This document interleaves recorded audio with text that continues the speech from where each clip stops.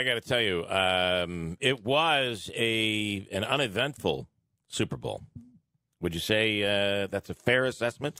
Yeah, absolutely. It was pretty boring. It was a lot of field position, and the commercials weren't that good, I didn't think. I thought there were some good ones. I'm not one to be all negative. I mean, it could have been a blowout, right? I would rather not have seen a blowout. Okay. So I was okay with it. I thought the commercials were good, and what commercials? I did you liked. I can't remember. You can't ask me that. Well, they're not memorable. I do like the. I do think they were. You like the Andy Warhol one? I know you would. Which I thought was stupid.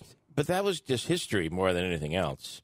I did like the one where he was going. I forgot the guy's name from the '70s show there.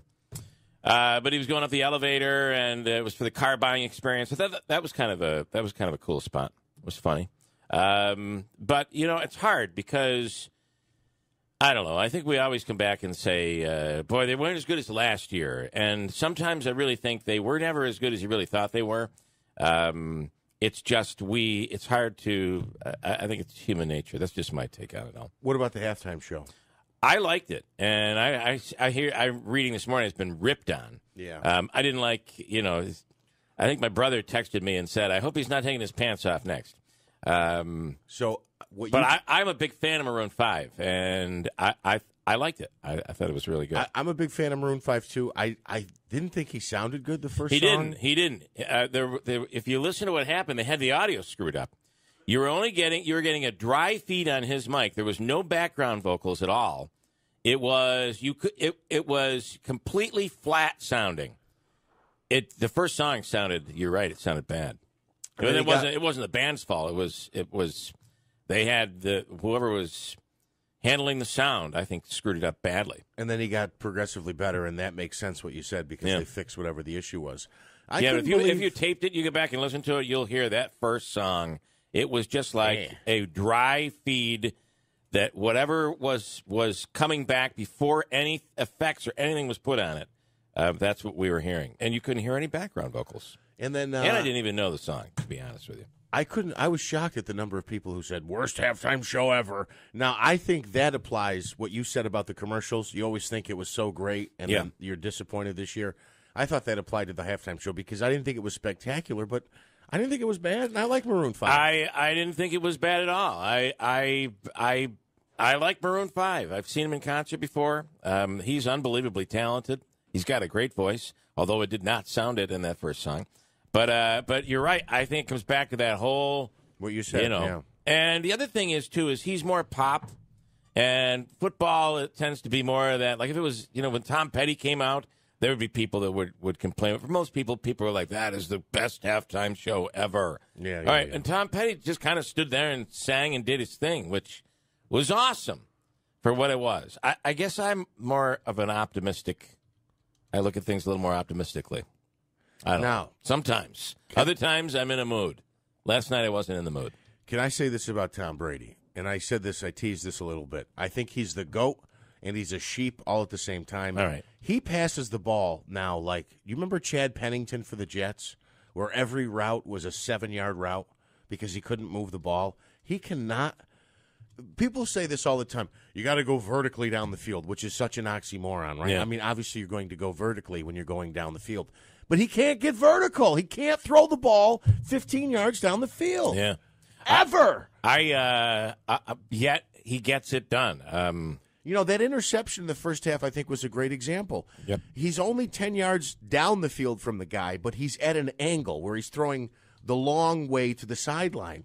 And the defender's like, well, I'll just, Wasn't it Romo that said at the end of the first half, Tom Brady has had a bad performance. It wasn't Romo. It was during the Boomer halftime Esiason. It was. Had a really bad first half, and he really did. But the Rams just could not get any. That kid looked like a deer in headlights. Yeah, Goff was really scared. Yeah. Boy, oh really boy. Scared. And let's see. So, shame on them. I feel so bad for the Rams defense. What a game they played. Yeah. Really. For 3 3/4 of a quarter, they played really, really well. And like true Patriots fashion, they find a way to win it at the end. But if I was that defense, I would be looking at that offense like, Thanks, guys. Yeah. Thanks for showing up. We really appreciate it. Yeah, there was no offense. I mean, to stop the Patriots offense they did. I was felt like the fact that they were still in it, and it was, even being down by 7. Right. I'm like, wow, all they got to do is turn it on and get a little bit of offense, and they win this game easily. And they just never. And he throws a pick in the red could. zone. I just. Yeah. We got into squares, and I thought I had it made. We had 7-3. I mean, it was perfect. And then the Patriots missed the first field goal, but they ended up getting a field goal in the first quarter. So I'm like, we're here. And the Rams are marching down the field to squat. Yeah, nothing. Well, Terrible. can I tell you a funny Jeff story did about okay. that? I didn't do okay. I did not hit a square, but my mother said, "Oh, I'll buy a son for Carter, right?" So don't you know, he has, and they draw different numbers for every quarter. Yeah. I don't know if you've ever been to one like this. Yeah. So his fourth quarter one was 3-3, so he won $1,000. My son, who's 3 years old. That's had awesome. 3-3. Take him to the track. And he won they scored different. They pulled different numbers. They pulled different numbers. Not like what we had. Yeah. He would have won again. Yeah. Well, he won 3-3, and in this particular pool, the reverse paid. So he won another $300 on 3-3. Because the reverse of 3 is 3. My son won $1,300 on a damn square. That's cool. Yeah, the state will be there to take that money away. Tanya J. Powers. We're not claiming it, just so you know. Standing by right now from Fox News. Tanya, good morning. And we're looking at temperatures right now that are in the mid-40s. And hard to believe considering it was below 0 just the other day. And we owe it all to the groundhog over the weekend.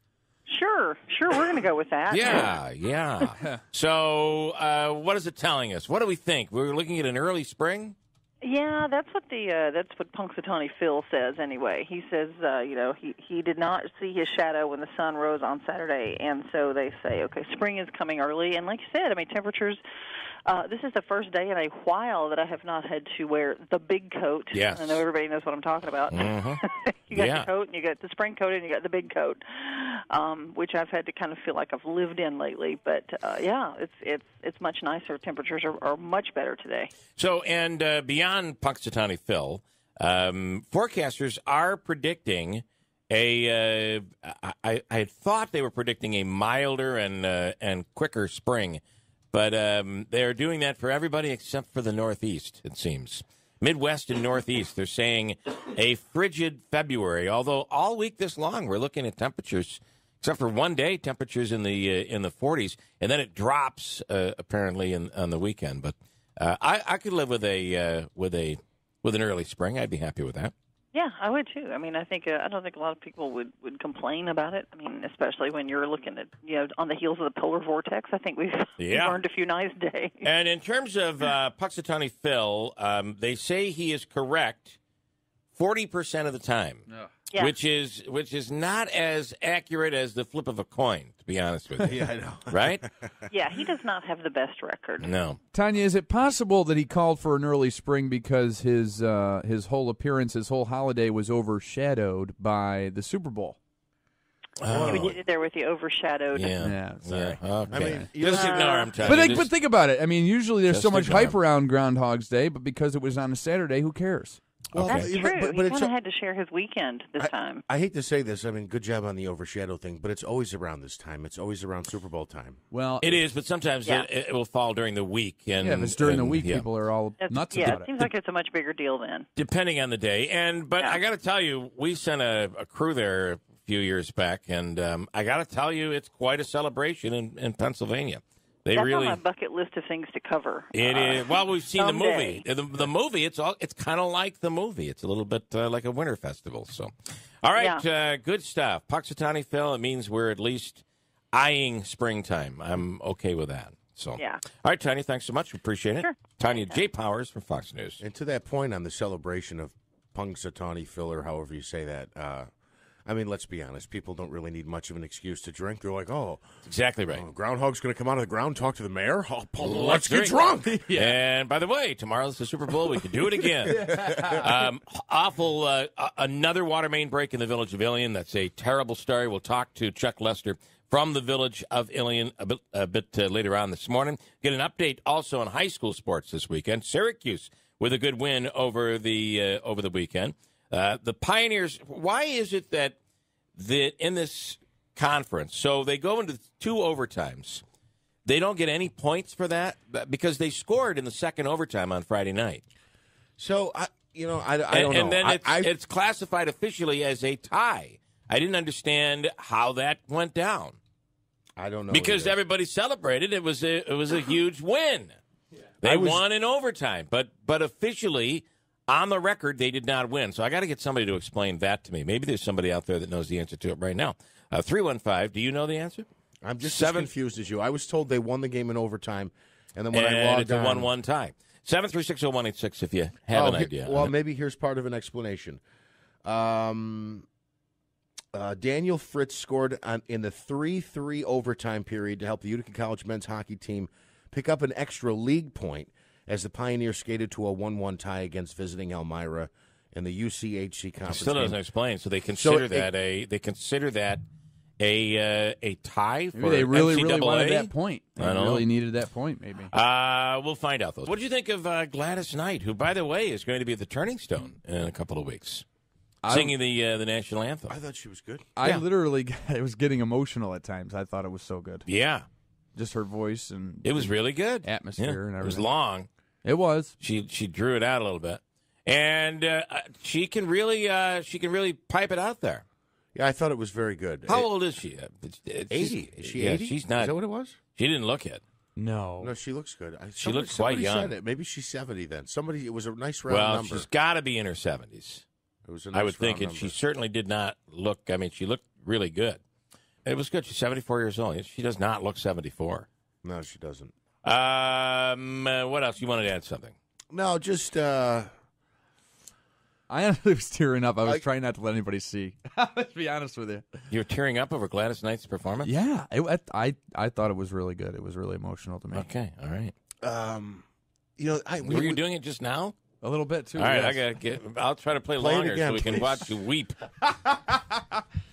Okay. No, I think we do this with everything. We talked about this when we opened the show, but, it's like as soon as the thing's over, Andrew's like, greatest national anthem of all time. Yeah, I cried. And my stepmother's like, well, I don't think so. I mean, that was good, but I don't think so.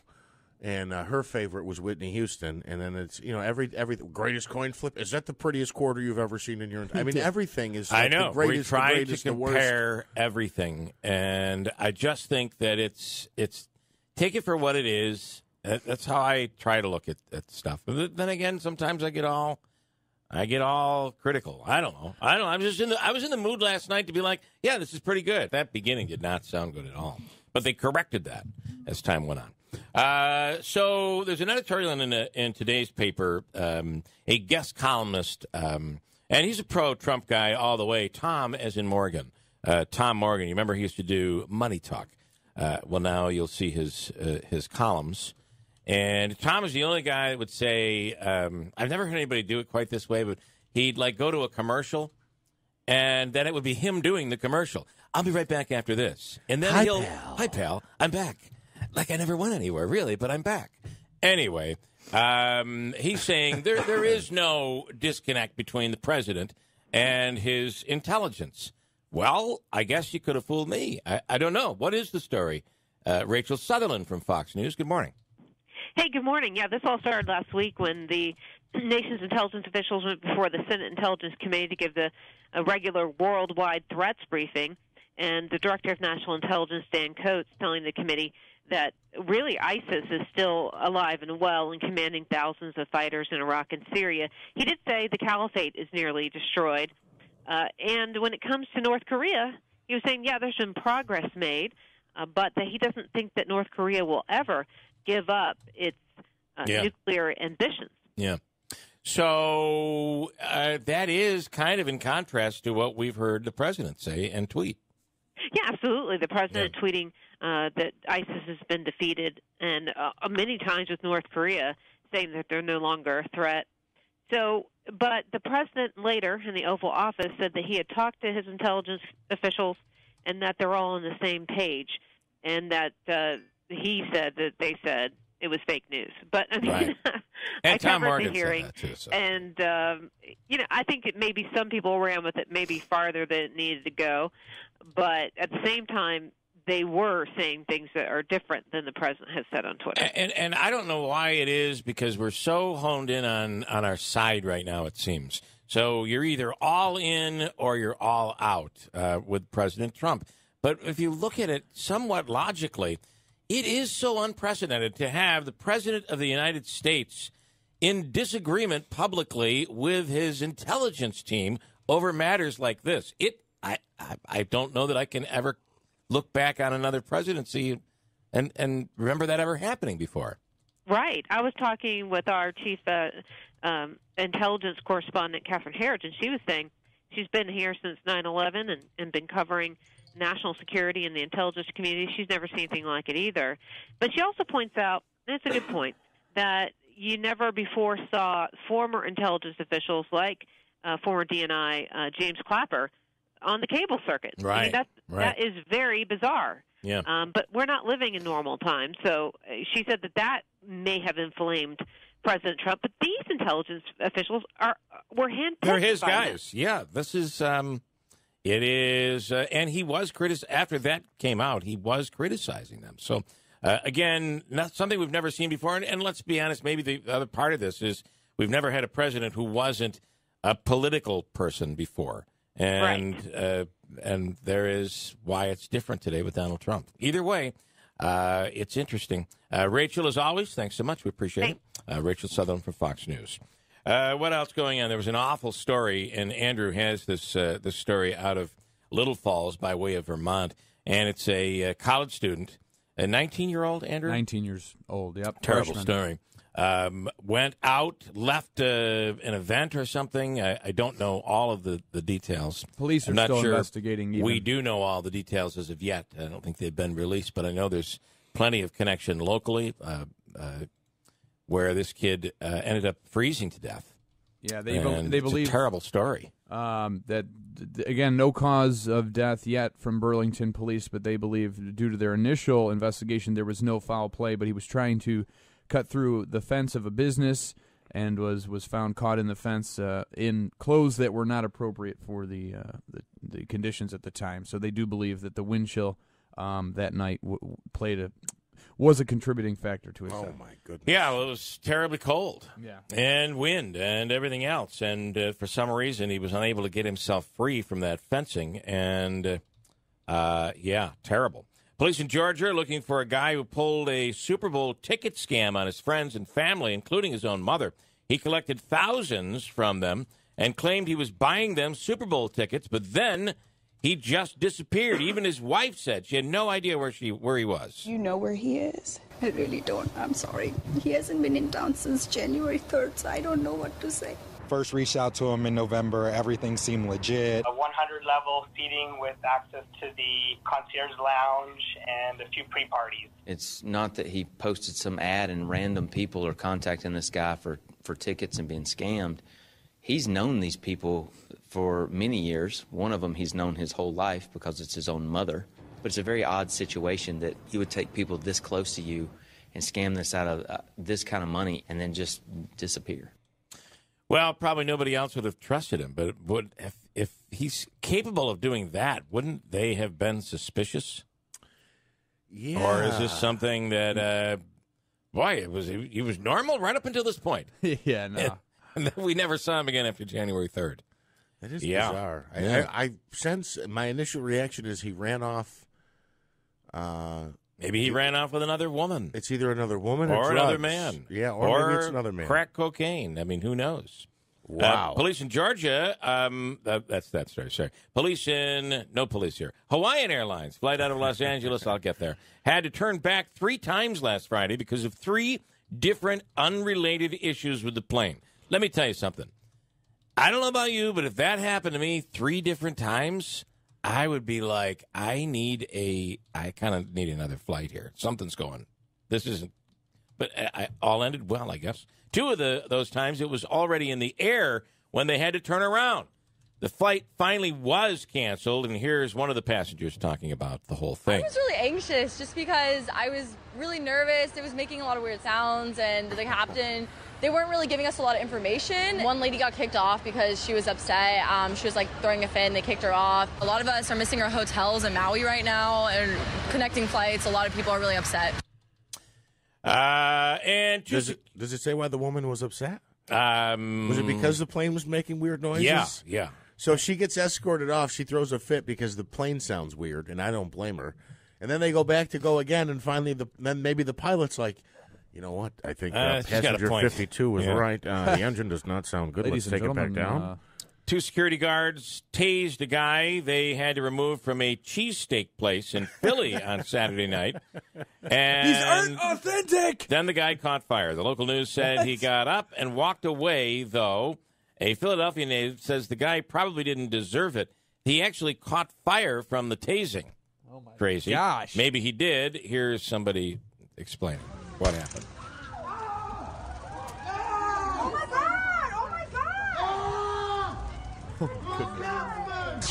Especially after drinking hours here, South Street does get a little nuts, especially on the weekend. So, not saying the guy actually deserved it, but, if it has to come to that, usually there's a pretty good reason for that. Well, he got tased pretty badly to the point where he did catch fire. His clothing, I'm assuming. That's incredible. Real. And let me do one more. The president talking about football was on Face the Nation. Was asked if he would let his son Barron. Anybody seen pictures of this kid? He is since the president has been elected. Yeah. You know how presidents get older? Yeah. This kid just got taller. Yeah. He's huge. Well, he was at that age, right? He was 8 or 9. Yeah. I think he's grown 2 feet in 2 years. Prime Unbelievable growth spurt. Here, the president being asked if he would like his son Barron to play football. It's a very tough question. It's a very good question. If he wanted to, yes. Would I steer him that way? No, I wouldn't. I just don't like the reports that I see coming out having to do with football. I mean, it's a dangerous sport, and I think it's really tough. I thought the equipment would get better, and it has. The helmets have gotten far better, but it hasn't solved the problem. So, I hate to say it because I love to watch football. I think the NFL is a great product. But I really think that as far as I've heard NFL players saying they wouldn't let their sons play football. So it's not totally unique, but I would have a hard time with it. The commercials, you guys are a little bit disappointed in the commercials. Yeah. I was. I wasn't, and I'll tell you why. I just don't. I can't think of a Super Bowl, even in the last 10 years, that had a commercial that I would walk away and say, that's the greatest commercial I've ever seen. I can't believe it. These commercials were so good. It's like every year it's all pretty much the same. And maybe it was years ago, but now you get to see the commercials in advance anyway. Sometimes they're playing them before. I don't know. I think things tend to get better as time goes on. We look back on things and we think things are better from years gone by. But I did think the 100th anniversary gala NFL commercial. That was when it played, that was big. I was like, that was freaking awesome. You know what I was surprised about is nobody hit Roger Goodell, which I'm sure they all wanted to. Yeah. There was I didn't get completely the Budweiser Game of Thrones promo, how that whole thing came together. Was it a Game of Thrones promo or was it Budweiser? I think it was both. Yeah. I did learn over the weekend, last night in particular, that Budweiser does not use corn syrup to make their beer. And they call out other beers in their commercials. That was I thought that was a little groundbreaking in itself. Yeah. Is it, I can't wait to ask Nagel, is it bad to use corn syrup to make your beer? I don't know. Well, it's the whole health thing, I guess. People talk about soda and high fructose corn syrup. You'd use sugar or something? I don't know. Apparently, What would you use? Harrison Ford for Amazon, they talked about products that didn't make the cut. Then they showed Ford's dog wearing a collar powered by Alexa. I saw this one. That was all right. I did like the Jason Bateman elevator commercial. That's who it was, Jason Bateman. And going all the way down. Yeah, so the guy said, well, we're here to buy a car. And each level was a different scene. I thought that was a pretty good spot. Hello, folks. What floor? Oh, we're car shopping. You're going down. way down. Way down. This floor, root canal. Oh, this is bad. This stopped jury duty. Remember, innocent until proven.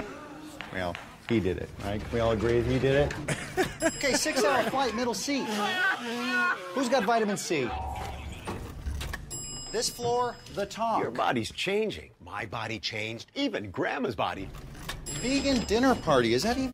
I thought that was a funny commercial. What else? The one that made me sick to my stomach was the chunky milk. Did you? I guess I didn't see that. Yeah, that was it was a wireless internet company named Mint Mobile. They did a parody commercial where a typical American family drank milk that was chunky. And that it was good, and they loved the chunky milk, and just chunks of it. It really looked like cream of mushroom soup coming out of the milk carton. Oh, gosh. And it was awful. Ugh. I think this was one of my favorites. It was the Jeff Bridges, the dude from The Big Lebowski. Oh, yeah, that was good. That was a funny commercial. I thought it was funny. I like him. Anyway, those were some, the Doritos with Chance the Rapper and the Backstreet Boys. Steve Carell in the Pepsi commercial. You know who I think commercials are disappointing now is like Pepsi and Coca-Cola. They used to have the greatest commercials. Yeah.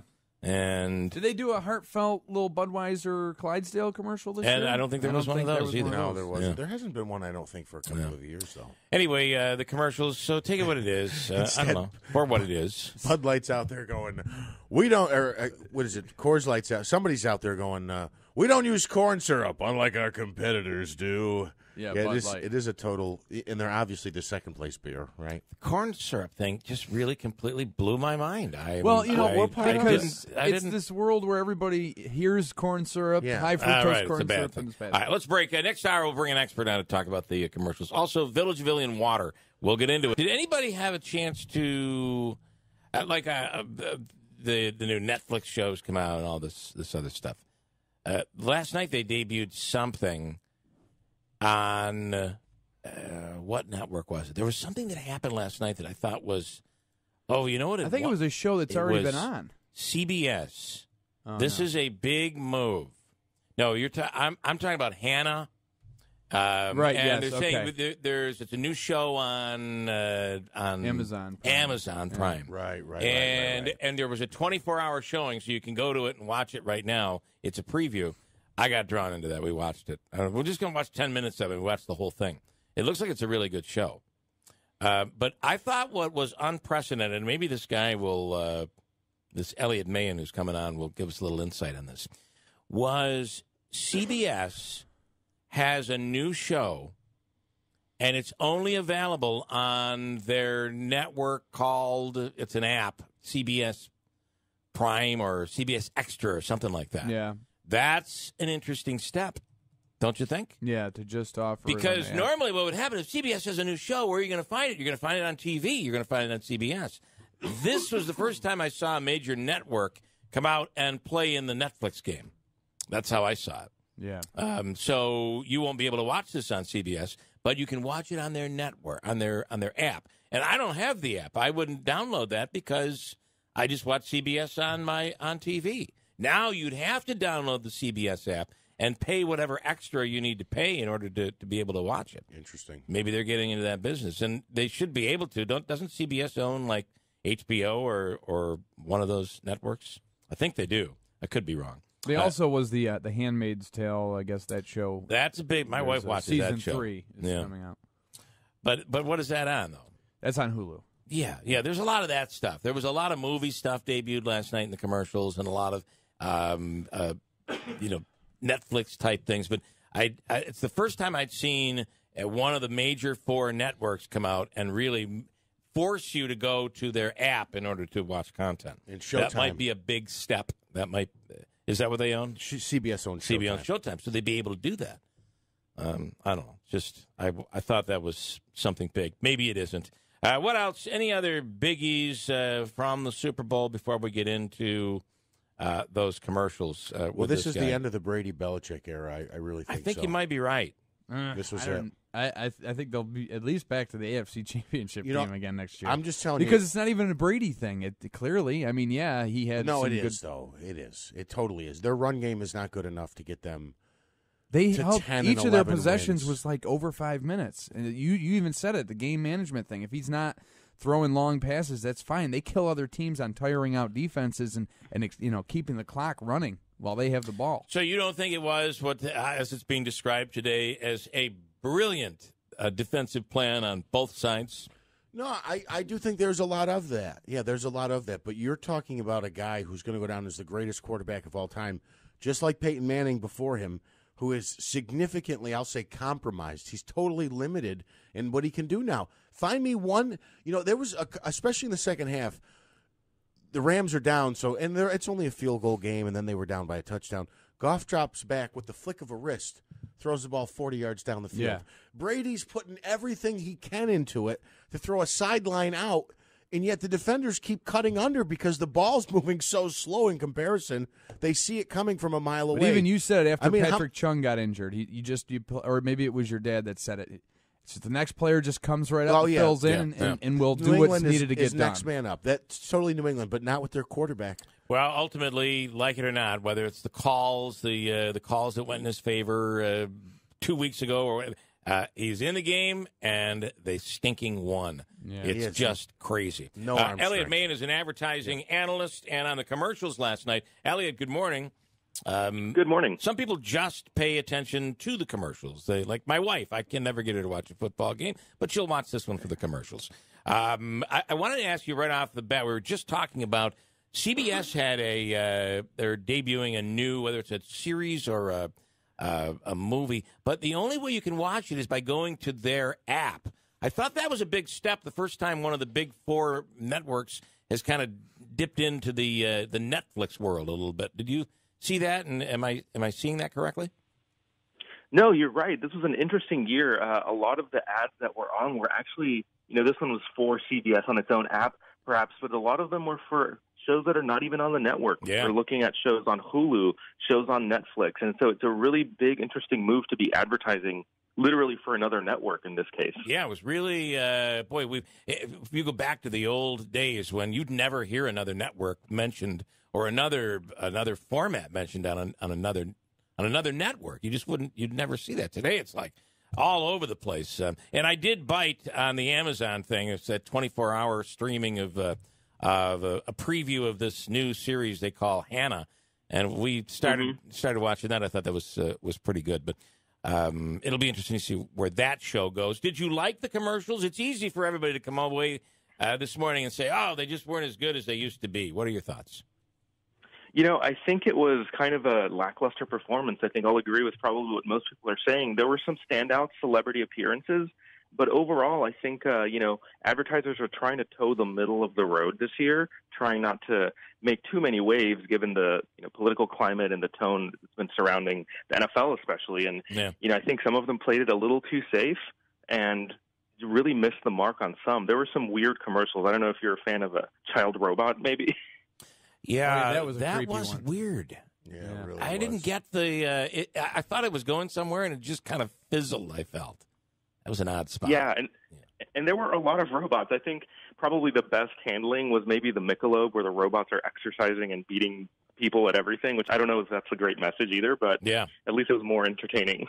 Well, I learned something, Elliot. I learned that it must be bad to have corn syrup and beer. Yeah. Oh yeah, discovered and that ad was another interesting instance of a brand referencing other brands. We were talking about CBS pitching other networks, but Bud Light had all their competitors in there. That is I always thought Bud Light was like the leading brand in the country, and the rule always has been the big leader doesn't ever mention the competition, right? McDonald's would never mention Burger King. Burger King takes swipe at McDonald's. Maybe Budweiser isn't the big leader there. I don't know. I mean, and maybe that's what they're trying to make us think. They did also do it in collaboration with Game of Thrones, so maybe that skewed it a little bit. But the market was fairly saturated with other beer ads. You had the classic Clydesdales for Budweiser. You had the Dude and the Stella Artois ad, and they didn't really reference any other brands, so maybe they're just trying something new. Do you think that? Do you think at all that it's kind of changed things that they're releasing these ads, a week to 2 weeks before the big game? They used to be a surprise. People would be, surprised at the commercials. Now everybody knows the big ones ahead of time. Yeah, it was really interesting. I did see many of them start to pop up on my social feed in the weeks leading up, especially in the days leading up. There was a flood of them, and what was really interesting this year is that a few of them even had trailers. I don't know if you saw this. There were trailers for the ads. Yeah, I didn't see that. So like the M&M's one, that had Christina Applegate, the trailer was just her standing outside the car, and you can't see what's happening inside. And it's like, tune into the Super Bowl to see what's happening. And then you see the ad, and it's kind of a letdown. Yeah, that was kind of a letdown. It really is. Let's go back to how this really grew. That, for instance, that Apple commercial that was such a Macintosh or Apple, whichever it was, back in the 80s was such a huge, epic commercial. It's known as one of the greatest commercials of all time, and it only aired once in the Super Bowl. So hype plays a big role. Oh, yeah, absolutely. And, that really set the tone for all of this Super Bowl ad mania. The difference thing is, it's really hard to keep topping yourself every year. And what a lot of these brands are looking for now is a campaign that they can pull out of it. A lot of things will start at the Super Bowl and get regurgitated in the following months. The Snickers, the Betty White was the first one, When You're Not Yourself. And they've made a whole campaign out of that. Even the Amazon one with Harrison Ford, they recut the ad. And I don't know if you stayed on after the game was over long enough, but they replayed the ad with just the Harrison Ford part. So they're already milking it for all of its different parts. Yeah. I want to ask you, there was something my son was all about last night, and it was some YouTube star that was claiming he'd bought an ad in the Super Bowl to be watching, and there's competition between these two moneymakers on YouTube. Do you know anything about that? There's a lot of these, I guess, I don't want to call them outright hoaxes, but a lot and that's kind of what this was, Yeah, people trying to, get the kids on board, especially with these, newfound YouTube stars. Mm-hmm. There was some inkling that somebody might have snuck in, but given the price point and given the even censorship, if you will, or tight regulation around what gets in, that was going to be hard fought. Turns out this guy actually had somebody in the stands holding up a sign with his name, and that was his marketing. That was the ad. So it really wasn't a commercially bought, but if you look very closely in the crowd, you'd be able to see him. Okay, a lot of hype and bogus, I think. I like the Jason Bateman elevator spot. I thought that was pretty good. Yeah, he's a really good, recognizable kind of, again, middle of the road guy, and he's a great actor. I loved the whole different areas that you don't want to be in, especially my favorite was the plane. Stuck in the middle of two people, they're sneezing. The car commercials were great. I think the Kia one came out of nowhere really and had a really heartwarming message about their new Telluride being made in the suburbs of Atlanta. I think pulling together that patriotic feeling. I think those were the most successful ads to me. I think Google did a good job celebrating veterans, obviously Verizon, first responders. They're all and I over think that. again, given the climate, I think those were some of the better positioned ads, and those were really smart decisions on their parts. But you're right. There was no, boy, I can't believe they went down that road last night. Wow. There was none of that you're going to get talking about today. Nobody risked anything last night, it seems. Yeah, exactly. I think the weirdest thing was that, robot child, maybe the devour frozen food addiction, that was a little bit far left for me. But yeah, fairly neutral, fairly down the middle, and some of it was funny, not outrageously funny. But I think again the touching spots were maybe more successful than the funny ones this year. All right, good stuff, Elliot. Thanks so much. Elliot Mahan is a advertising expert. We appreciate it. We'll do it again. Thanks. Thank you for having me. Right. Yeah, I thought the devour frozen food in hindsight, I was somewhat interesting. The guy's got an addiction, right? He's got an addiction to eating this devour frozen food. It's like a mac and cheese and chicken. Yeah, it's like a line of frozen food. Yeah, the wife walks in and he's watching someone eat the frozen food on the internet, Yeah, and he slams slams the down the laptop computer. And How about the? I did not see that one. How about the one where the Kia? He was talking about the Kia ad, and this Kia vehicle looked Yeah, really you had a good line for that commercial. looked awesome. But did you see how it drove through the flooded waters? Yeah, but And I mean, we're always told you don't drive through flooded waters. What the freak is that car I'm watching doing? a commercial, and I go, "Yeah, I bet that cab's not all flooded out Yeah. right now." I mean, Well, immediately, that's the immediately. stupidest commercial. I totally. Is it saying that you can drive through flooded water? Because you drive into that water, you get stuck, and then you get swept away by the Yeah. raging water. or there's a down power line in the middle of the Alrighty, water you're or something. electrocuted. No, this vehicle's driving right through it. I almost thought, what was the name of the vehicle? Was the Teleflor or Yeah, something? maybe like something they're new. trying to And I'm say like, you is can. this an SUV that floats? It's, Yeah, I know. It was just weird. By the I way, thought that was weird. Like it has some special feature where it can go through water. and shame on them, they never pointed it out. No, if they there didn't. was a special feature. Yeah, I want that vehicle just so I can drive through a river. Please, that's what I want. And then on the Budweiser, I just watched the Clydesdale commercial. I did not see this. So the Clydesdale commercial Was in there. There's a Is it good? Dalmatian. It was all right. Yeah. There's a Dalmatian. It's not football related. Like normally it's the horse, the Clydesdale's playing Yeah, football. yeah. A Dalmatian's riding on, you can't tell at first. He's just kind of in the wind. He's riding on. Oh, I did see this. The Yeah. Clydesdales are pulling, I did see it. what was it, basically a wagon that's loaded with cases of Budweiser through a field of barley and hops. Mm-hmm. And there's the wind turbines. And it says the wind never felt so good. And it's basically says a new generation or all of our new products powered basically by wind energy. Yes, yeah. So So that we was the learned spot. wind energy and corn syrup from Budweiser last night. Yeah. And how they keep that dog from not getting blown off that vehicle. That was what I was thinking. Well, they're going pretty wild. They're going pretty fast. Surprised that dog doesn't blow off.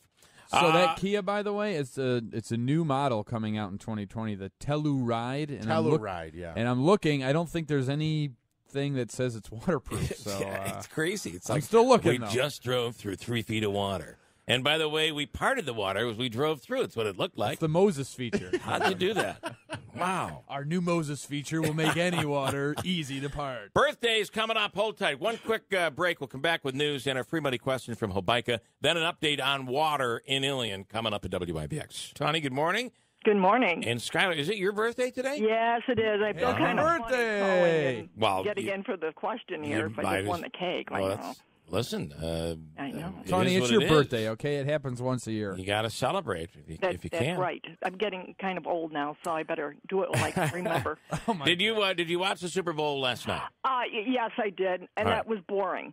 And I don't usually watch the Super Bowl, but I thought that was boring. Yeah, well, nothing happened. I mean, I know. I was waiting for Yeah. something exciting. I said, "This is a Super Bowl? My God!" Where's the naked guy running out on the field? I mean, No, not really, even That was that. Adam Levine. It was at halftime. See nothing. All right, here we go, Tony. All Good right. luck. It is your birthday. Let's make this work. Here we go. Of course, the Super Bowl halftime show last night, the performer was Maroon 5. So here's your question. Who did the halftime show in 2010? Ready, go. Lady Gaga. Was it in 2010? Was it Lady Gaga? All right. Who? Was it Outkast? No. Who? No, was it Prince? No. Who? Who? The Who. Oh, that's right. Was it really? Yeah, that's the trick question there. It was the Who. I think you Who? gave the answer. I did. This is the first time I said, ever. Did. Who Oh, gee. did the halftime show? It wasn't a question. It was a statement. Yeah. All right. Okay, well, Well, what's Well, the I'm not that question? alert Yeah. yet, so. yeah. It was our first free money statement. Yes. It was a statement. Tawny will give you. I will give you though. They're just completely redone Babes, and I don't know if you know that Rob Esch's team has purchased Babes. Yes, I know, It's- and my cousin is running the place. It's so you're you know Stone. Jeff Stone. Okay. Well then, I'm not going to give you anything today. I'm going to tell you. You tell Jeff to take care of you next Yeah. time you go to Babes. No, we'll give you a $25 gift card to the new Babes at Harbor Point. Okay. Okay, thank you. All righty, you sit All tight. All I'm just trying to sorts get of- in touch with him. all sorts of connections this morning to Tawny. Very cool. And Babes. If you've not been in there, you really are you're gonna really be shocked when you walk in how much the place has changed and all the upgrades that are going on over there. And they brought their fish fries back on Fridays. Chuck Lester is on the village board in the village of Ilion, and we talked about this last week as the temperature was so cold that the frost goes deeper, and then when you get warmer temperatures, what happens? The ground heaves again, and sure enough, another water main break in the village. Chuck, good morning. There's another boil order in place right now, right? Well, it's remained in place. It's remaining in place. We have to have 3 days of clean sample. Mm-hmm. And, you can't get there. We actually started collecting those on Friday, and then Saturday we get the message that there's no water in the hill, and we go down. There's a breakdown at the foot of Weisbecker Hill where it intersects with West Main Street. Wow. In several, right? This broke, repaired, repaired? This one turned out to be where there's an interconnect.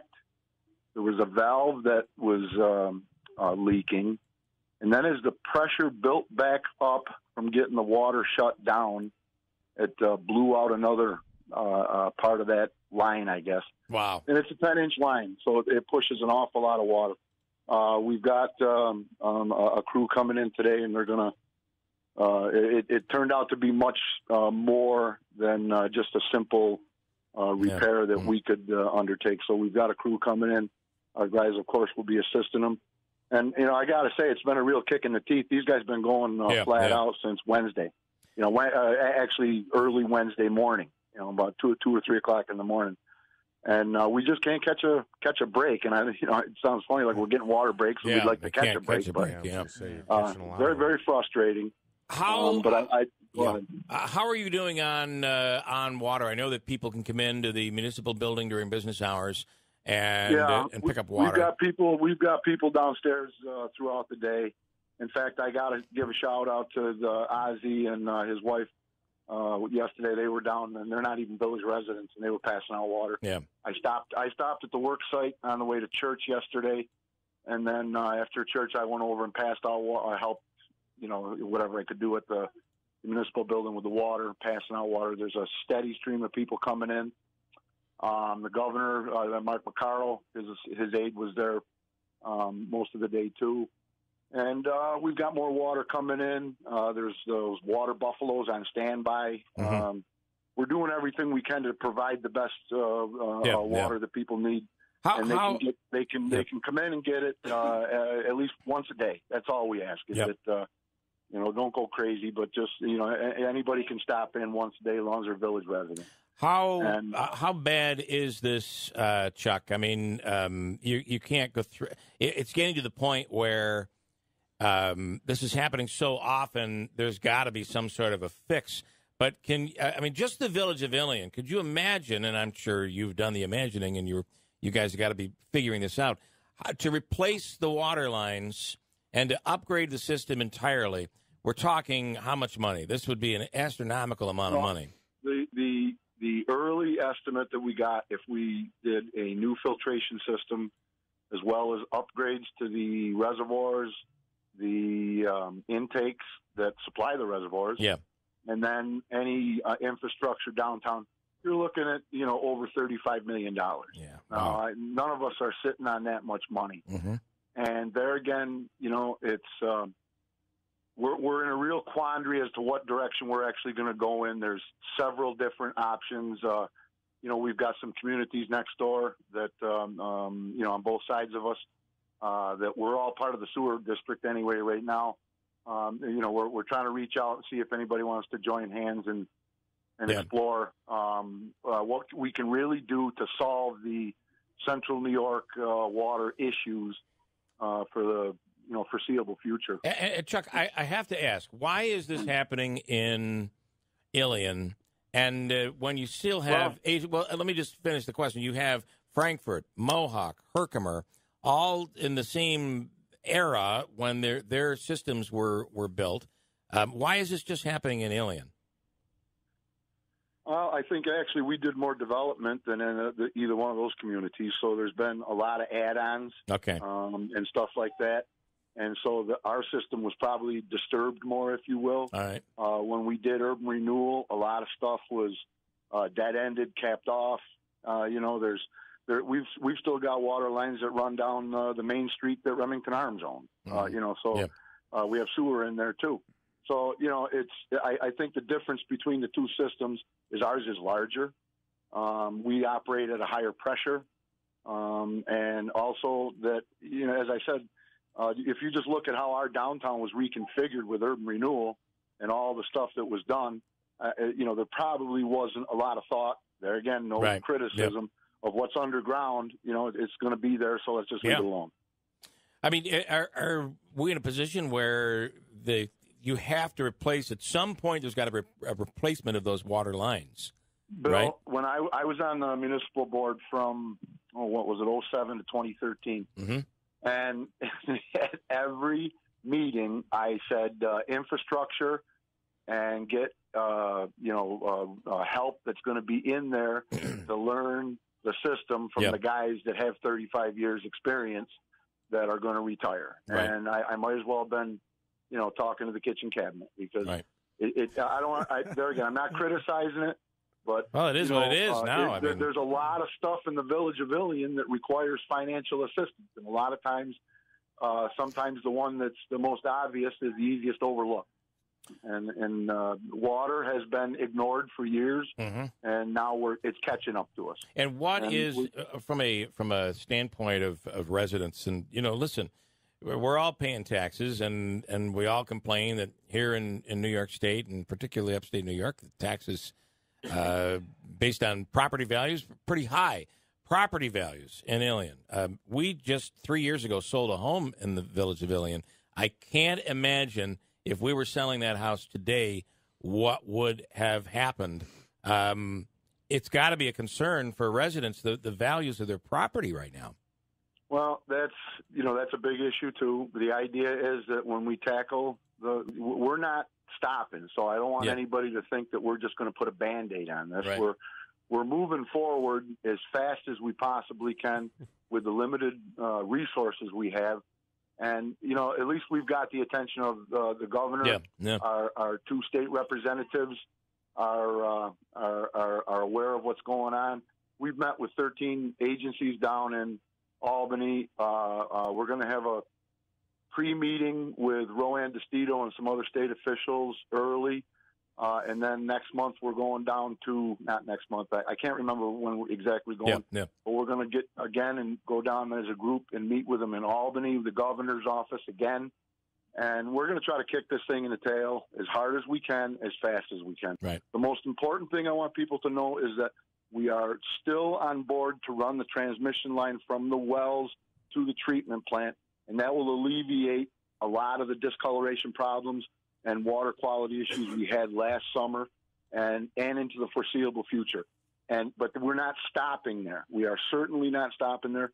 We're going to look at our engineer, Chris Lawton, has already got infrastructure plans in place, but there again, it's a big chunk of dough, and it won't happen, in a week or two. So I want people to understand that we're going as fast as we possibly can, and I think we've been, going as probably faster than a lot of other boards have done, and no criticism there, but it's just a simple fact.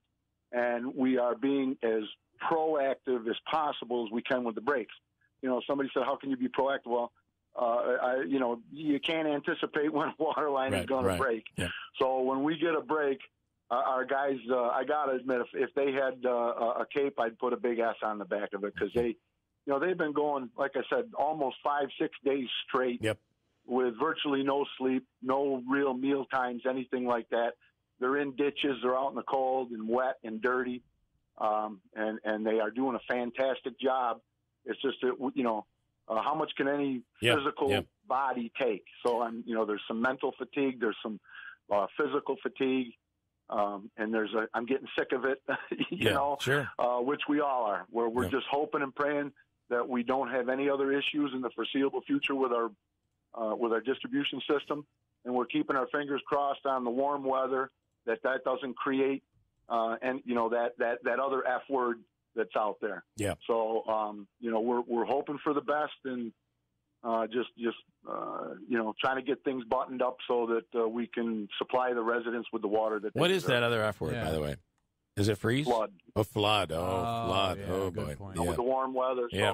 I'm sorry I had to say that word, but that's I was just going through. We all wanted to be DPW guys are going to be on top of that stuff too. They've been very good with working with the water guys. Giving them any assistance that's needed. Well, we're looking at. So we're going to be on bridge watch throughout the village, I'm sure too. And because you are dealing with some rain coming and 40s all this week, mid 40s.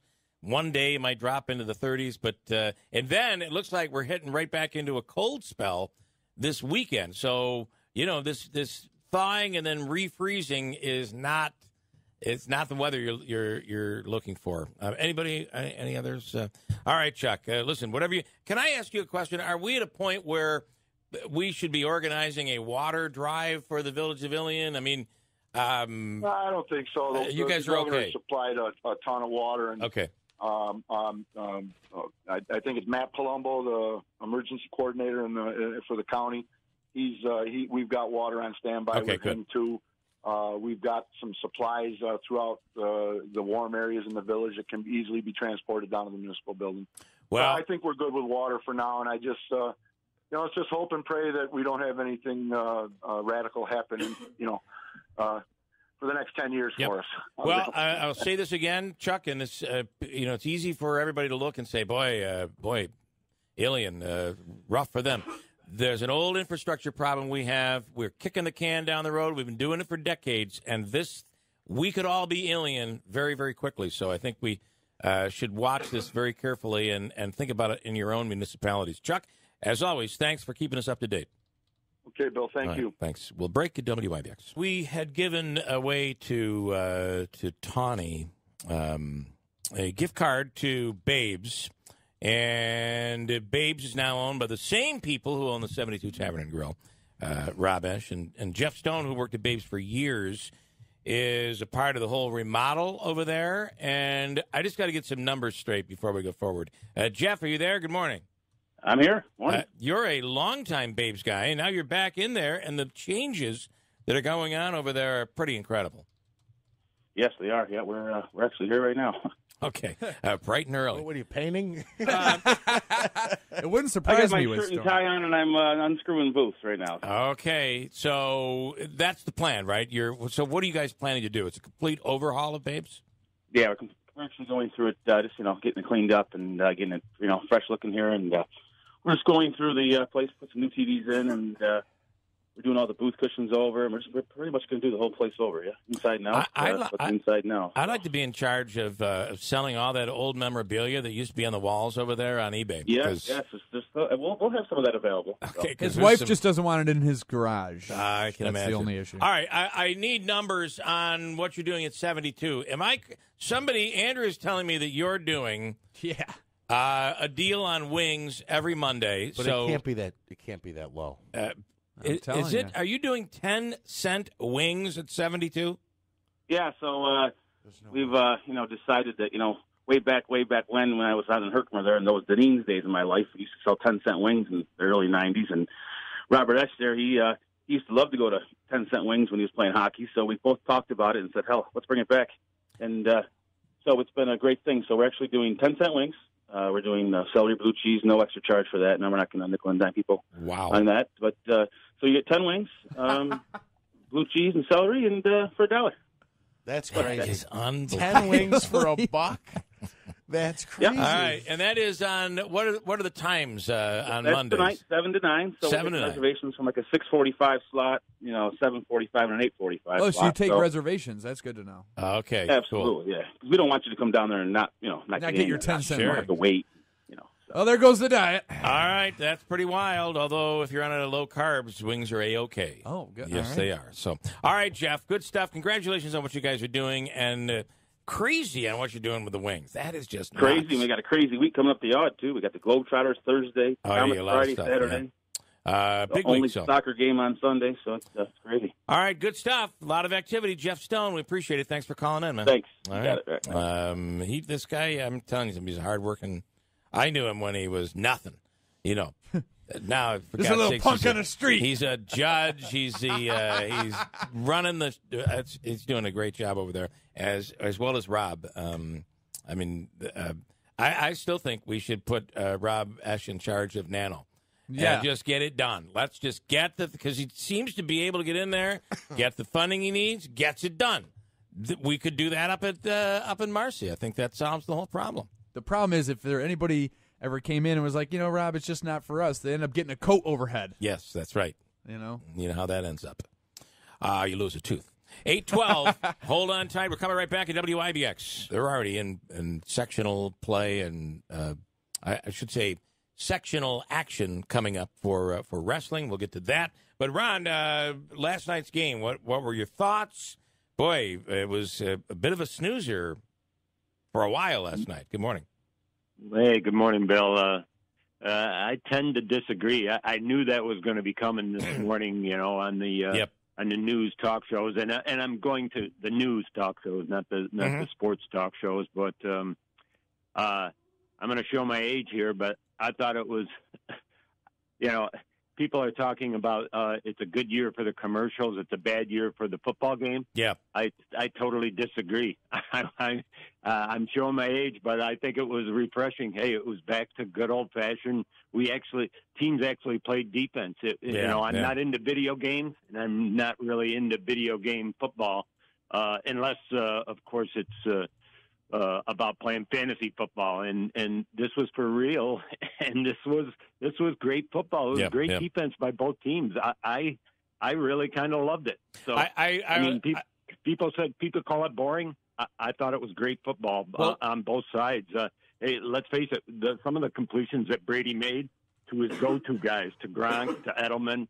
Well, Edelman was open quite a bit, but for Gronk, those couple big passes to him, there wasn't much of a window there, and he would thread the needle right to Gronk, and hey, you got to give him credit. Right. I will tell you right now, they made. Manaski is completely shaking his head and disagreeing. And by the way, one quick note. Yeah. A real snoozer of a Super Bowl is when you know the outcome by halftime because it's such a blowout. So this thing had you really the edge of your seat the entire game. It was anybody's game right up to the end. So I guess it was. I mean, that's why I liked it too. They didn't make it easy on Brady by any means, and I mean, by now you guys know that I'm not that I really didn't want to see the Patriots win again, but you got to hand it to them. The way their offensive line played. I mean, Aaron Donald, I absolutely love. Sue's a great defensive lineman, but they rarely got in Brady's face, and vice versa. Do you see what the Patriots, the big interception? I was surprised the Rams went for the bundle and went for a big play in that situation because they were driving. They actually had the momentum at that time. But there was a guy right in his face when he threw that interception near the goal line. Yeah, that was the blitz they talked about, and that wasn't the Rams. That was all Jared Goff staring into the headlights. But Ron, he had a guy right in his face. And, I heard a great stat that, talk about defense, and the Rams have an explosive offense. Obviously, I think they were third in the NFL in scoring. But out of 60 plays, I think it was 27. It was nearly half their plays went for either zero or negative yardage. So, you can't. I can't say enough about the defense. Now, I'll admit I'm not sure I'd want to see every game that way, but I don't know. I just thought it was great defense on both sides of the field. Yeah, to your point on Brady, I do think this is it for him. You talked about the pressure the Rams were trying to get, and they didn't make it easy for him. You, as a Giants fan, you'll know what I'm talking about. I felt like Brady, as soon as he smelled pressure, he was just dumping off. How many screens did he botch, reminiscent of Eli Manning, who just spikes the ball anytime there's a guy within 5 feet of him? Well, I agree. And you know what? When you talk about some of those plays, it came within inches. Brady about 3 of those could have been picked off very easily. Yeah. I mean, he went to dump off or screens or quick on the perimeter there to a wideout, and a Rams defender was right there. I mean, to me, that was great defense too because they snuffed it out. and they were ready. And, James White, a lot of people, the running back who catches so many passes out of the backfield, he didn't have a big game. I mean, they took that away, but then you had Edelman, who made some great moves to get himself some separation with the secondary and get himself open. His connection with Brady and vice versa. And it's coming, and you still can't stop it. He's Chad Pennington, by the way. Now I think. Well, and Tom Brady's Brady, always had trouble with pressure. If that's when you get pressure on him, he's well, not and the that's same. true of any quarterback, though.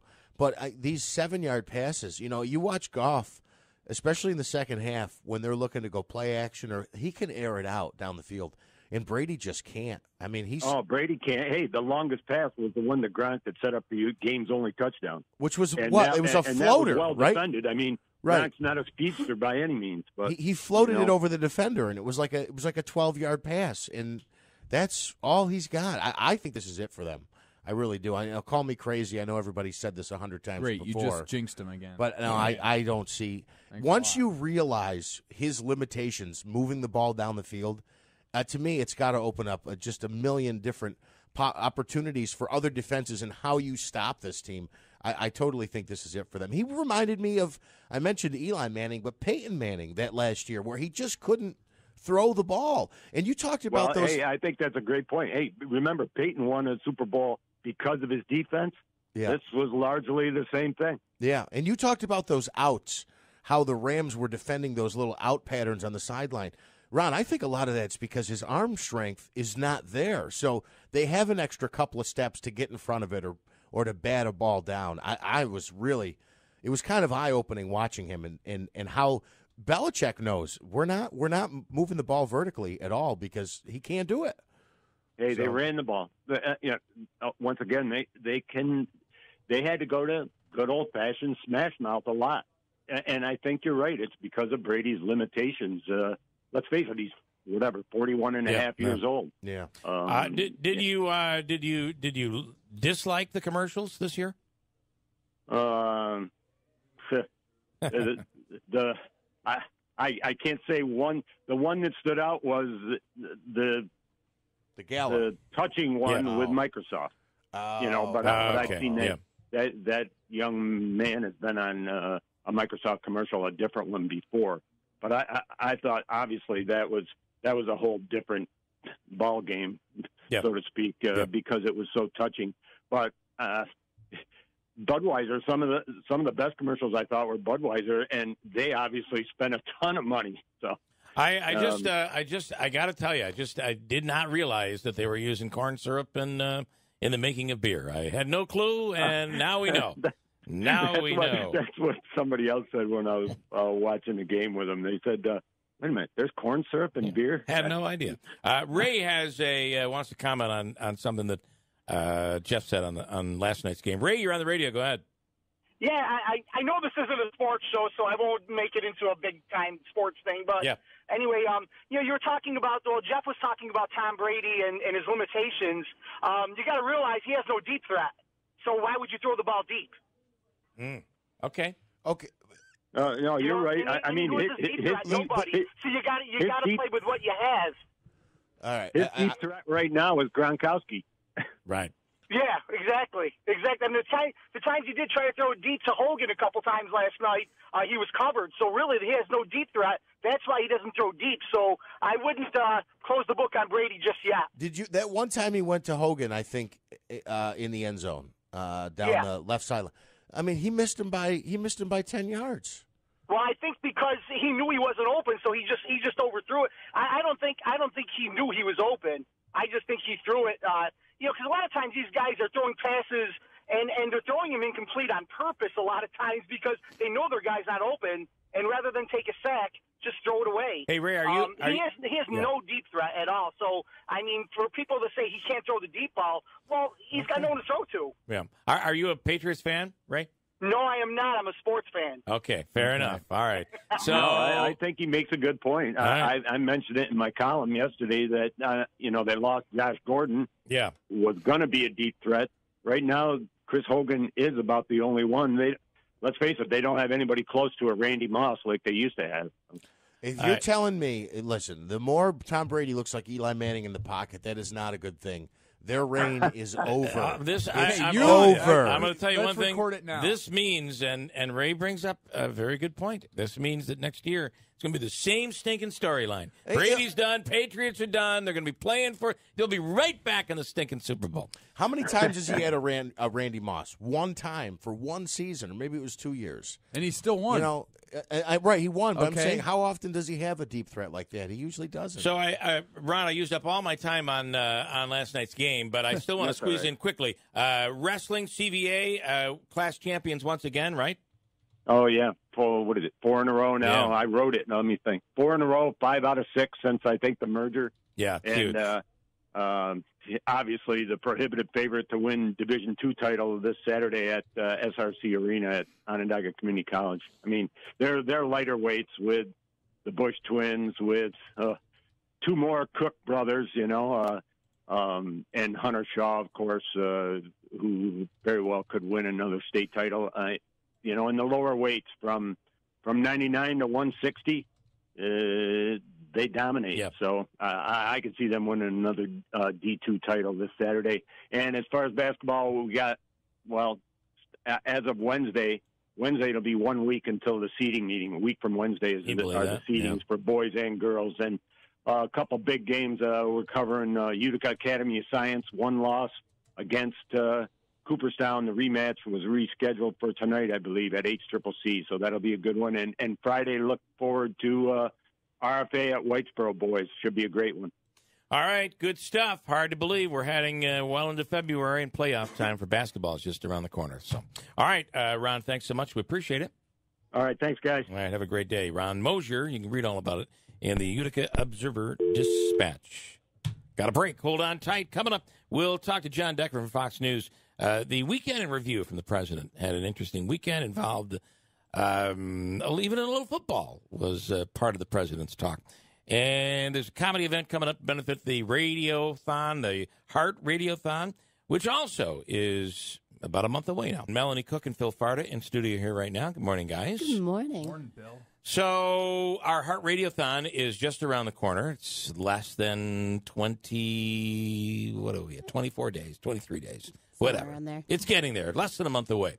And you guys are doing something special with trivia and comedy and bingo nights and all that stuff. We sure are, yeah. So Melanie and I host a trivia night, stage time trivia. We're at 10 different locations around the area. Cool. So we decided to team up. We're adding a mini game to all of our trivia nights where we're going to take donations and raise money, where players can bid against each other, and you could steal points with money and stuff like that. And all that money is going to go to the cause. Nice. That starts tonight, where you're going to be at Pizza Boys. I will be at Pizza Boys tonight at Okay. 6:30, but it's all across every trivia night. So if you look up Stage Time Trivia on Facebook, you'll see where it's all Okay. going on. Stage Time Trivia on Facebook. Yeah. Mhm. All right. You normally do that? I do. Yeah. Oh, I didn't know that. That's how we teamed up. Being the new Radiothon chair, I approached him. I was like, "Hey, you want to do something to help me out?" And he said, "Absolutely." I like it. I like and it. we're looking for a guy to turn a lamp into a breathalyzer. Yeah. We can get us in touch with that guy. There is a guy out there. Yeah. There's a guy. I need that. It is the coolest thing, though. It's this You'll know old- out in the dark, won't you? Right. Sometimes I find myself just blowing into it. I find that with the my light car. goes off. Yeah. Well, you have to blow into it in order to get it to start. Yeah. I do. Sometimes Cookie helps me out. That happens. That will. All right. So give us this. So tonight you'll be at Pizza Boys. You just look for the schedule this week. You have other places. you'll So be at our this week? website, it's comedycny.com. If you Okay. go online there, there's a trivia tab. We're tonight at Pizza Boys. You'll be there. Our buddy Will's hosting over at Killebrew. And then throughout the week, I'm going to be debuting a new night at Nail Creek on Varick Street. So tons of locations to play. And you can just come and play for free. The game's free. yeah. So, but we're just tonight for this week, and then next week we're rolling out this optional donation mini game that we're going to include. And then everything's going to have a big final event on February 16th. We're going to be doing comedy at Cavallo's. We got Karen Rontowski coming in, Okay. and Dee Watson's going to be here from Albany. It's a great show, and proceeds from that event are going to go as well. So that'll be like the big finale. All right.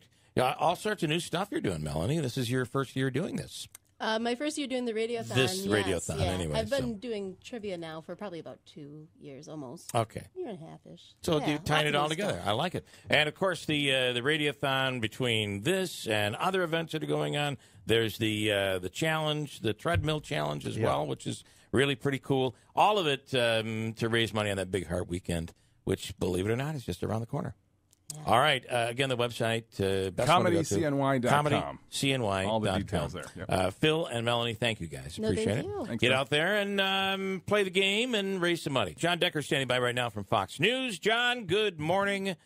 Another busy weekend for the president. He always seems to make news because of his use of Twitter over the weekend. Now it seems that there's a hinting of some sort of a border announcement deal that might be coming along with the State of the Union. Good morning, John.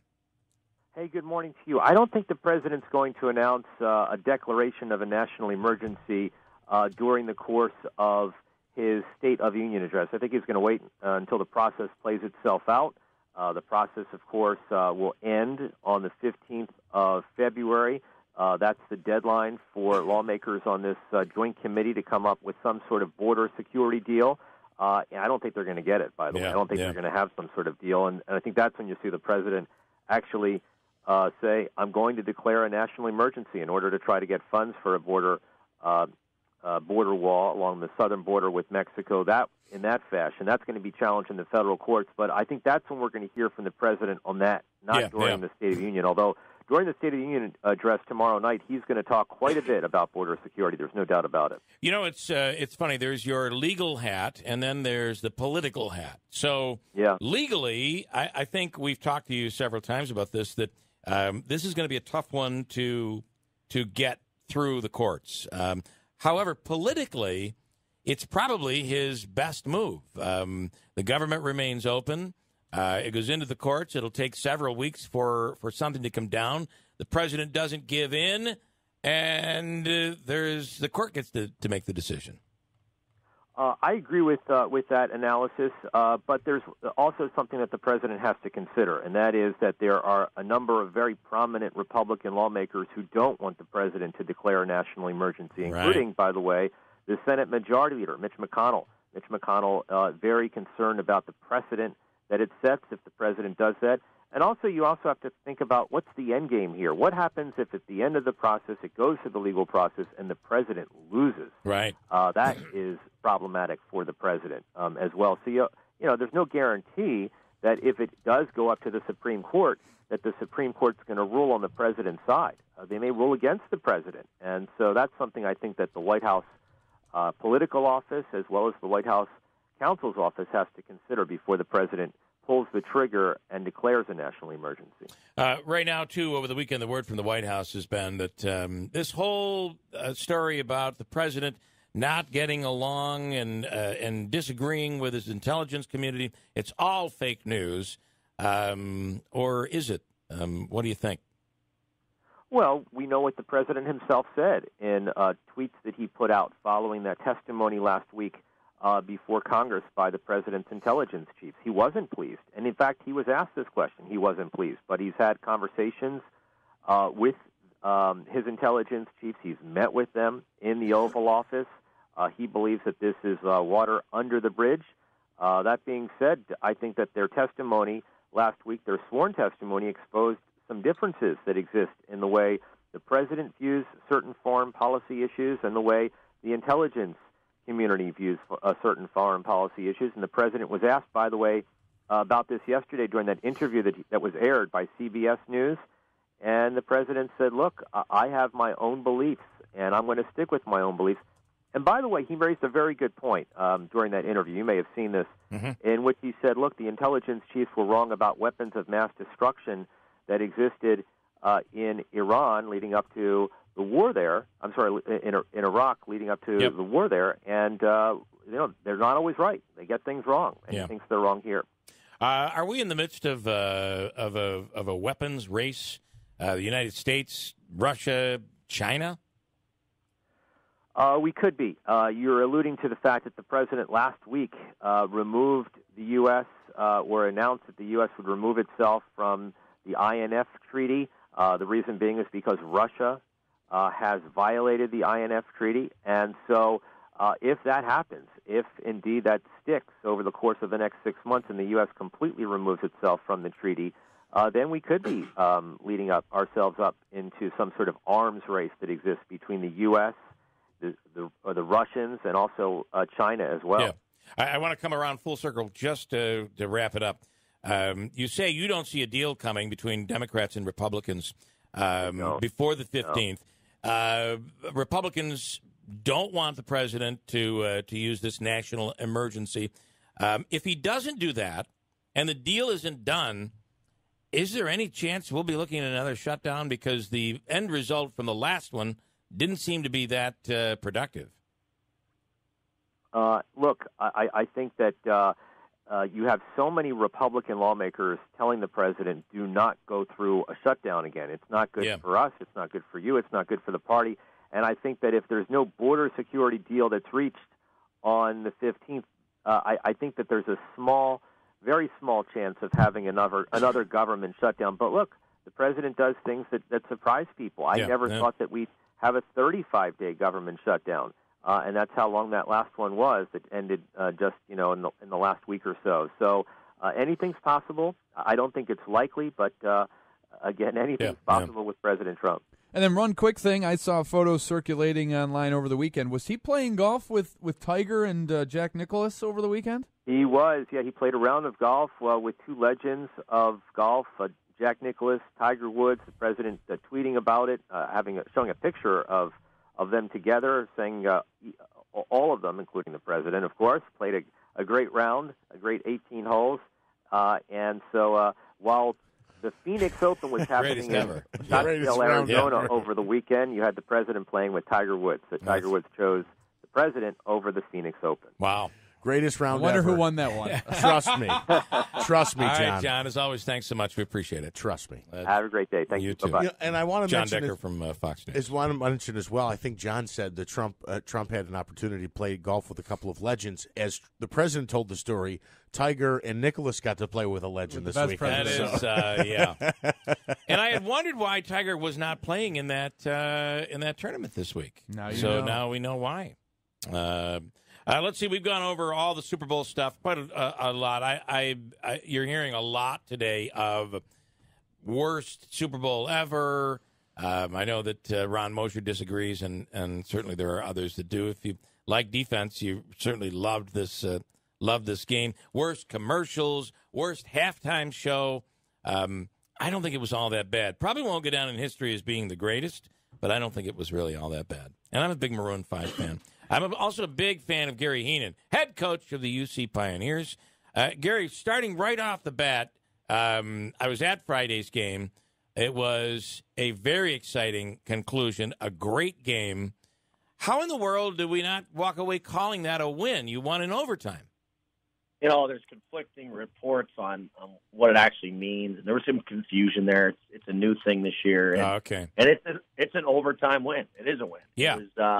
It was misreported as a tie. We get a bonus point for the win. It goes down in the win column as an overtime win, just like the Comets and the NHL. So it was an exciting 3-on-3 after a 5-on-5 overtime, and it was great. Fans were going crazy. So it was a win. I was completely confused. I'm like, You're looking at me because the coach said misreported. Yeah, Coach, I got that information right off the team website, your team's website. What do you mean it's misreported as a win versus a tie? Yeah, I think it was, and it may have come from our school. Okay. Again. Yeah, it may have come. Yeah, don't take things so personal, Jeff. Yeah, you stepped on his toes here, Gary. No, I didn't. I've been saying all morning it went down as a tie, but that's where I got the info from. Yeah, no, it's an overtime win. There's a bonus point there. Yeah. So it's a huge point for us. We're tied in first again, and it was a great game. I thought we had a terrible start. We came out flat. And we rebounded, dominated the second period, dominated the third period, and fortunately for us, we deserved the win. That's all I kept telling the guys in the timeouts, and we got it. So rolled into Saturday, had a super win on Saturday, just kind of controlled that all night long, and now we hit the road and really control our own destiny. So it's about playing good hockey here. And, of course, the winning and being in first place plays a big role when it comes to home advantage. Am I correct for the playoffs? Yeah, I mean, I think, our fans know we've had some pretty poor losses, but those have been on the road. So for us, we got to take care of business here on the road against two teams we should beat, come back for the last two. And if we're in first, we host throughout here and hopefully can earn that coveted spot in the NCAA tournament by winning this league. Well, that's really really big. And again, it was and you had a great game on Saturday night as well. But that Friday night game was extremely important in the conference. So now that it's all cleared up, it is. It's just the way it's like you'd have it in the NHL or the AHL. Same deal. You get that extra point. Correct. Yep. Cool. All right. What are you looking forward to down the road here in the next 2 weeks? Yeah, we got a tough road trip. We drive to Pittsburgh to play a Friday game, and then it's about 6.5 to 7 hours out to that rink, and then we've got a 4.5-hour drive to Baltimore for the next day for a 3:00 game. And about a 7-hour drive home from there. So it is a brutal travel weekend, but no excuses here. Yep. We finish off here the weekend after for the final 2 regular season games, and Wilkes University is tied with us in first, and our last game of the year is against them. So it really could be an exciting weekend here in 2 weeks. Wow. All right, looking forward to it, Gary. Good luck this week. Thanks so much for the update. Thanks, guys. Take care. Gary Heenan, head coach of the Utica College Pioneers. And the person that angers Manaski, apparently, today. No, you no, totally no, took no. offense to that. Like he was talking right to you. No. And I believe it did come from their website. That's where it initially came from.